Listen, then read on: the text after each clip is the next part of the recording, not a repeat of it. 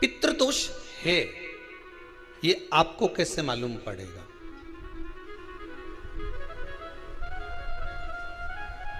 पितृ भूखे हैं इसका तो वर्णन हमने पहले कर दिया कि रात्रि को जब आप सोने के बाद में 1-1.5 घंटे बाद अगर आपकी नींद खुल जाए, 1 घंटा 1.5 घंटा आप सो लिए, उसके बाद जो नींद खुली तो 1-1.5 घंटे तक अगर आपको नींद नहीं आ रही है, रात्रि को सोने के बाद में 1 घंटे बाद जब उठे तो आपको प्यास लग गई, भूख लगने लगी, प्यास लगने लगी कि मेरे को पानी पीना पड़ेगा, घबराहट हो रही, पानी पीना पड़ेगा।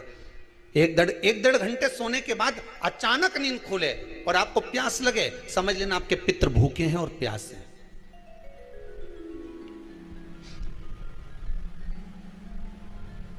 वो भूखे और प्यासे हैं, उनको जल की जरूरत है।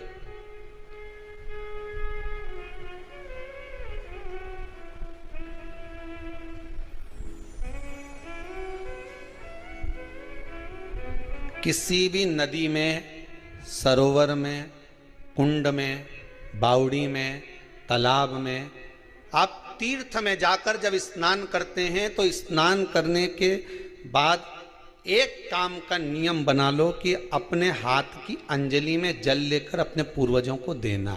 प्यासे रहते हैं, भग मांगते हैं।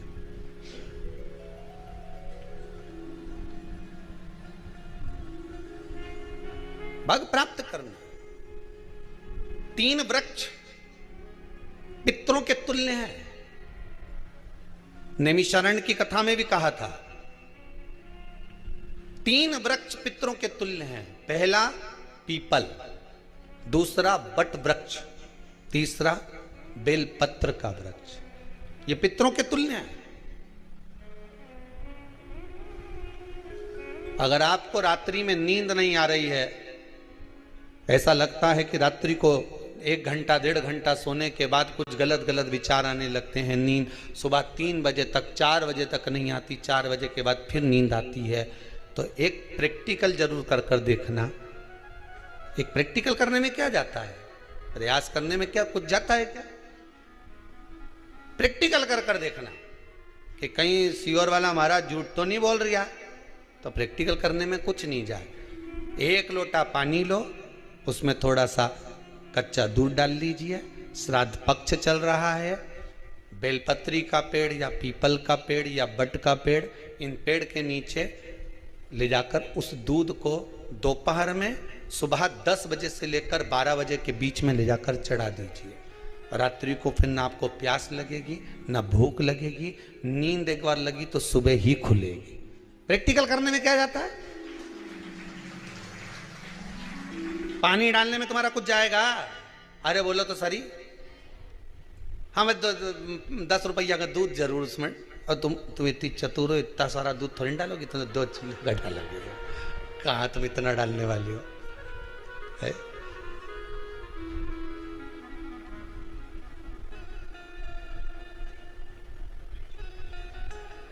कहा बहुत चतुर चतुर लोग हो रहे संसार में हो। भले पूजन पाठ नहीं करे पर कहीं का एकदम मिलने आ जाए ना, क्या अम्मा जी है क्या पाठ कर रही है, फिर वो भी बैठ गई तुरंत, अभी तो सोई थी,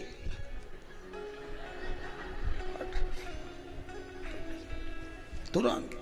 क्या पंडित जी हैं क्या, उनसे थोड़ा काम है, अभी माला जप रहे हैं, मालूम पड़े पंडित जी तो आराम से सेव फल खा रहे थे। अब प्लेट सोफा के नीचे घुसे, तुरंत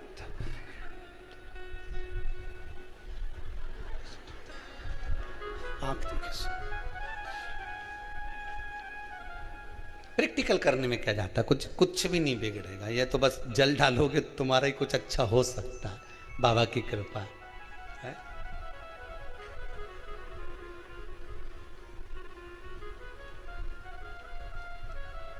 तीन वृक्ष पितरों के तुल्य हैं। पहला जम के बोलिए पीपल, दूसरा बट वृक्ष, तीसरा बेलपत्री का वृक्ष। तीनों पीपल के वृक्ष में 52,000 ब्राह्मण एक साथ निवास करते हैं, इसलिए पितृतुल्य है। बट वृक्ष ब्रह्मा जी के मस्तक से बना, इसलिए पितृतुल्य है। और बेलपत्री का वृक्ष माता पार्वती जी के अश्रु से बना। जब आंसू गिरे थे माता जगत जननी जगदम्बा पार्वती के, उस समय पर पितृलोक में हलचल उत्पन्न हो गई थी। हमारी नातिन की आंख में आंसू कैसे आ गए? मैनावती की पुत्री है,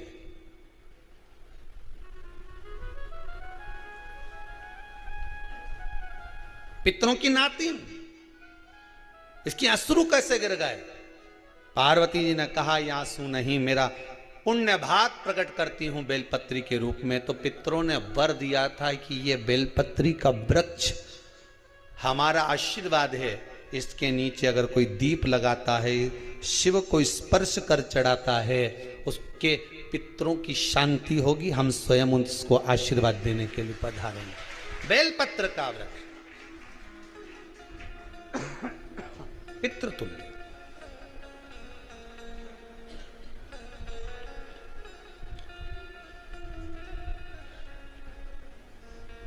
तो रात्रि को अगर भूख लग रही है, प्यास लग रही है, तो पितृदोष। दूसरा पितृदोष का लक्षण बताया, घर में कोई शुभ कार्य ना हो, वंश की वृद्धि ना हो। 1 रुपये कमाओ, 1.25 रुपये खर्च हो रहे हैं, पैसा 10 जगह से कमाई आ रही है पर घर में टिक नहीं पा रही है, आया गया, पितृदोष। जरा सी कटोरी पड़ी है, उसके पीछे विवाद चालू हो जाए, पानी ढुल गया, उसके पीछे विवाद हो जाए, या छोटी छोटी बात में घर में क्लेश मचा हुआ है, पितृदोष है। समझ लो हमारे पूर्वज हमसे खुश नहीं, प्रसन्न नहीं। कोई कहता है गुरुजी श्राद्ध बड़े बेटे को करना चाहिए कि छोटे को करना चाहिए? शिव महापुराण की कथा कहती है, अगर जायदाद का पूरा हिस्सा बड़े ने लिया हो और तुमने अपनी माता का दूध ना पिया हो तो एक ही को कर लेने दो। अगर माता का दूध पिया है और अगर एक अंगूठी भी ली है, जरा सा एक कपड़ा भी अगर सास का लिया है, तो श्राद्ध तो तुझे करना ही पड़ेगा, करना ही पड़ेगा। तूने मेरा दूध पिया है तो बिल्कुल जम के तो बोलो। अगर तुमने उनका कुछ खाया है तो अब एक काम और हो सकता है, गुरुजी वो श्राद्ध अगर हम नहीं करें और बड़े भैया करें और हम उन्हीं के यहाँ चले जाएं तो चले जा, मना कौन कर रहा है? पूड़ी का तेल तू ले जा, खीर का दूध 2 थैली तू खरीद के ले जा। जितना वहां वो सेवा करे उतनी सेवा तुम करो। गलत है क्या? जायदाद का भी तो हिस्सा किया था। सुई की नोक के बराबर नहीं दुआने, ईंट इधर खसकी है तो हमारी इधर खसका दीजिए। हमारी बसियत में इतना लिखा है तो फिर बसियत में ये भी लिख के जाना चाहिए था। मैं तो क्यों सबके, तुम डरो मत ही रहे एक भी। जब छोरा छोरी के जब सब सामान, प्रॉपर्टी दो ना, जमीन दो ना, जायदाद दो ना, सारा सामान छोरा छोरी के दो, तो उनके लिख के भी जाओ कि हमारी श्राद्ध कर दे अच्छे से, नहीं तो भूतड़ी बन के सताऊंगी।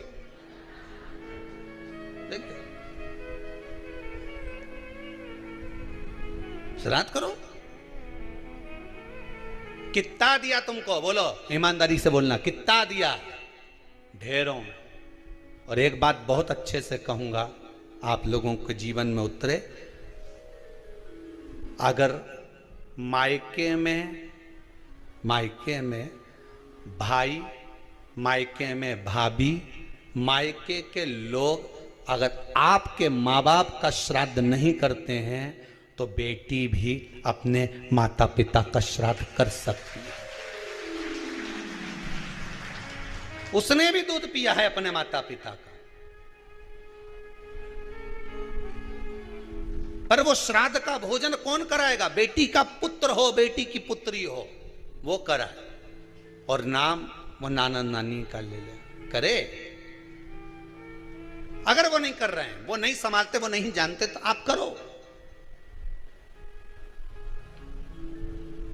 तो करे।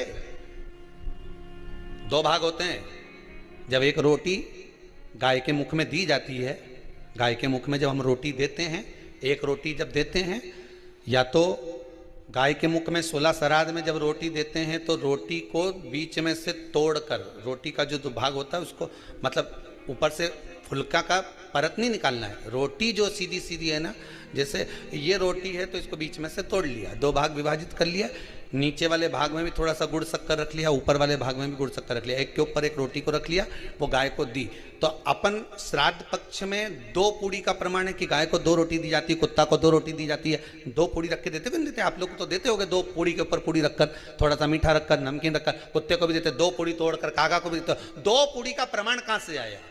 2 भाग रोटी के टुकड़े का प्रमाण कहां से आया? श्राद्ध पक्ष में ही ऐसा क्यों किया जाता है? बाकी के समय पर तो कोई ऐसा 2 पूड़ी का प्रमाण ही नहीं, पर श्राद्ध पक्ष में ये क्यों कहा जाता है कि पूड़ी के ऊपर पूड़ी रख दे, उसमें मीठा रख दे, खीर शक्कर रख दे, गाय को दिया, कुत्ते को दिया, कागा को दिया, ऐसे क्यों कहा जाता है? उसका कारण क्या होता है?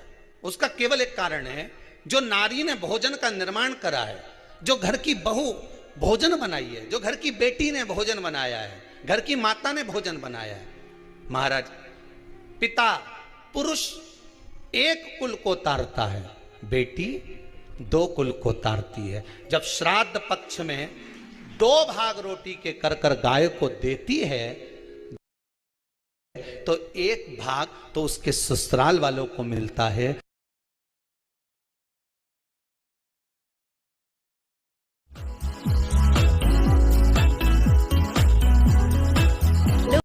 जब गया जी का पिंड होता है तो नाना नानी सबका स्मरण कराया जाता है। 2 भाग,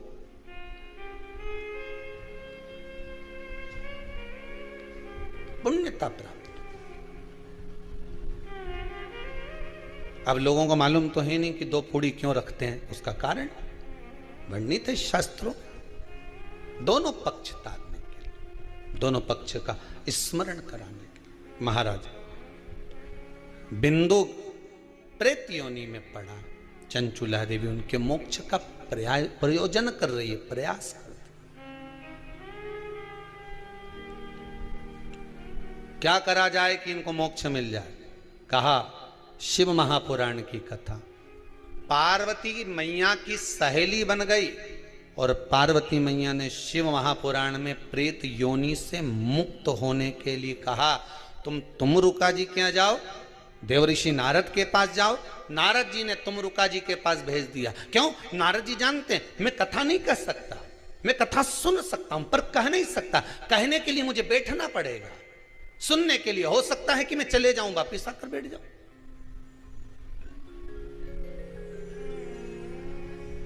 तुमरुका जी से कहा कथा कह दोगे? हाँ, कहने में क्या दिक्कत है, मेरे पति को प्रेत योनि से मुक्त करना है। तुमरुका जी बोलते हैं केवल तुम्हारा पति प्रेत योनि से मुक्त नहीं होगा। तुमरुका जी ने शिव महापुराण में कहा, सुनो चंचुला देवी, केवल एक व्यक्ति शिव पुराण से नहीं तरता, इस बिंदुक जैसे ना जाने कितने प्रेत इस वायुमंडल में घूम रहे होंगे, ना जाने कितने पितर, ना जाने कितने आहूत, ना जाने कितने वासुक इस वायुमंडल में घूम रहे होंगे।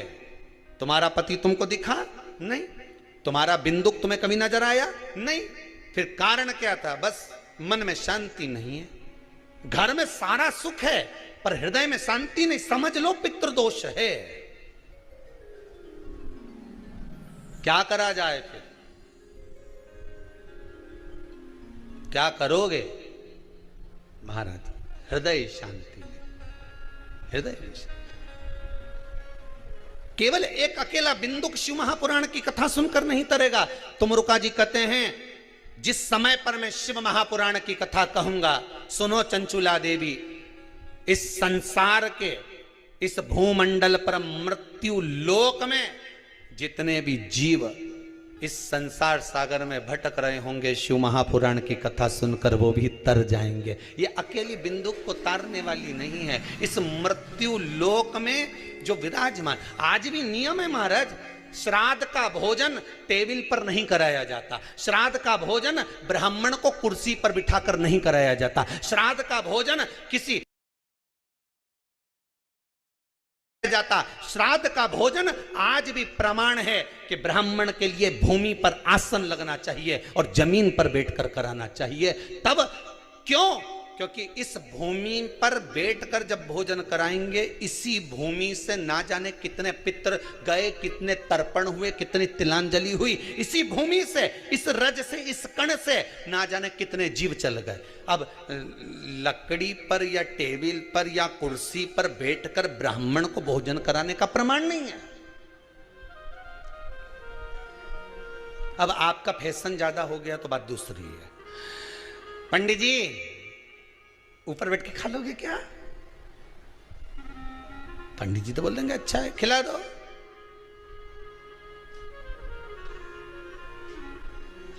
ऊपर बैठ के क्यों? वो झुकने में थोड़ी सी कमर लचक जाए, क्योंकि खीर परसेगी तो झुकना पड़ेगा। अब ब्राह्मण अगर भोजन करने आसन पर बैठेगा, तुम अगर थोड़ा झुककर परसोगी, ब्राह्मण के सम्मुख में आप थोड़ा सा भोजन कराते समय झुकोगी। जरा विचार करिए, यशोदा मैया के घर में संतान नहीं थी। यशोदा जी श्रावण के महीने में श्रावणी करने आए हुए ब्राह्मण को मात्र खीर परोसने के लिए गई थी। 52 साल की उम्र थी, संतान का सुख नहीं दिख रहा था, खीर परोसने के लिए गई।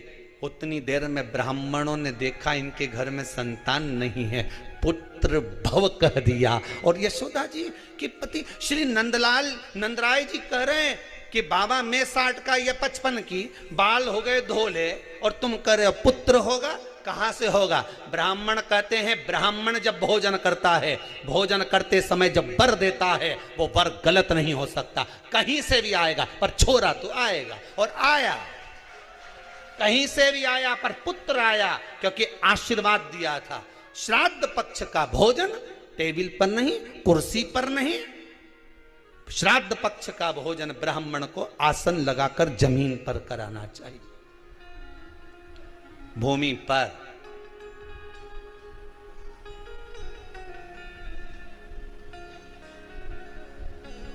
अब आजकल के ब्राह्मण भी थोड़े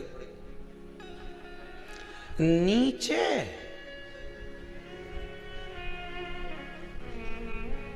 अगर हम टेबल पे ही जिम लें तो जी अब क्या बोले भी तो क्या बोले, तो मैं बताऊं।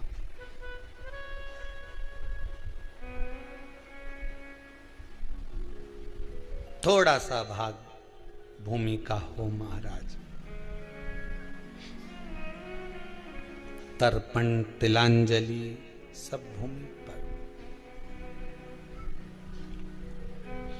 हम तो जो जजमान हवन करने के लिए भी जो जजमान लोग नाम लिखाए हैं पितरों के लिए, तो हम उनको भी कहते हैं कि कुर्सी पर बैठकर आहुति छोड़ने से अच्छा है आप बैठो मनानी पर, पहले सबसे पहले भूमि पर 10 मिनट बैठो, पर बैठकर आहुति छोड़ो। उसके बाद भले आप स्टूल लगाओ, कुर्सी लगाओ, आपकी मर्जी, पर 10 मिनट 5 मिनट तो आप भूमि पर बैठो उन जीवों के लिए,